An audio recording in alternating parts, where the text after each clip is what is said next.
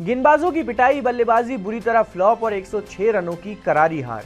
Delhi Capitals का चौथा match उनके लिए काफी बुरा साबित हुआ। कोलकाता ने विशाखापट्टनम के मैदान पर एक तरफा अंदाज में दिल्ली कैपिटल्स को हरा दिया।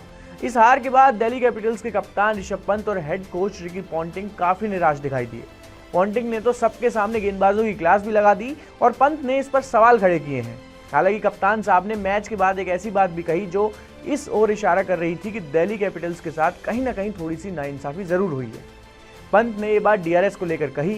दिल्ली कैपिटल्स की हार के गुनहगार अकेले गेंदबाज ही नहीं थे, इसके साथ साथ पंत की 2 गलतियां भी इस मैच की हार की सबसे बड़ी वजह बनी है।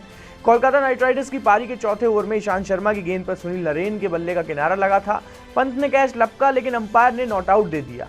इसके बाद पंत के पास डीआरएस लेने का मौका था, लेकिन वो साथी खिलाड़ियों के साथ बातचीत ही करते रह गए और जब उन्होंने डीआरएस का इशारा किया तो अंपायर ने उन्हें बताया कि उनके 15 सेकंड खत्म हो चुके हैं।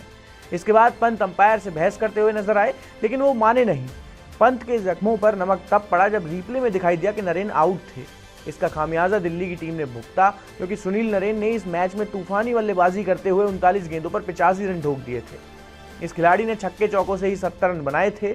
मैच के बाद जब ऋषभ पंत से डीआरएस के मसले पर सवाल किया गया तो पंत ने इसकी वजह बताई। पंत ने कहा कि मैदान में काफी शोर था, इसलिए वो बल्ले की आवाज सुन ही नहीं पाए थे। साथ ही वो मैदान में लगी बिग स्क्रीन पर टाइमर ही नहीं देख पाए। पंत कहीं ना कहीं ये कहना चाहते थे कि अगर बड़ी स्क्रीन पर टाइमर होता तो वो डीआरएस का फैसला जल्दी कर सकते थे।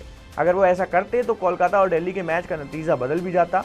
खैर, पंत ने कहा कि कुछ चीजें अपने कंट्रोल में नहीं होती और दिल्ली के कप्तान इस बात से आगे बढ़ गए। वैसे अगर विशाखापट्टनम के मैदान में लगी स्क्रीन पर अगर टाइम शो नहीं हुआ तो ये एक गंभीर विषय है। दिल्ली की टीम को इसकी शिकायत भी करनी चाहिए, क्योंकि आगे भी अगर ऐसा कुछ होता है तो किसी भी टीम को नुकसान पहुंच सकता है। लेकिन पंत की अंपायर से मैदान पर बहस कोई पहला मामला तो है नहीं। साल 2022 के आईपीएल में भी जब दिल्ली की टीम राजस्थान के खिलाफ भिड़ रही थी तो उस वक्त भी पंत का अंपायर के साथ एक बड़ा लफड़ा हो गया था। तब दिल्ली को वो मैच जीतने के लिए 6 गेंदों पर 6 छक्कों की जरूरत थी। स्ट्राइक पर खड़े रॉबर्ट पॉवेल ने पहली 3 गेंदों पर 3 छक्के लगा भी दिए थे। तीसरी गेंद फुल टॉस थी और पॉवेल तभी नो बॉल की मांग अंपायर से करने लगे। अंपायर ने नो बॉल तो दी नहीं, लेकिन तभी ऋषभ पंत काफी गर्म हो गए। पंत ने डगआउट से ही अपने खिलाड़ियों की ओर इशारा किया कि वो मैदान छोड़कर बाहर आ जाएं। हालांकि बाद में सीनियर्स के समझाने पर पंत शांत हुए और मैच पूरा भी हो गया। उस मैच के बाद पंत के ऊपर भारी जुर्माना भी ठोका गया था।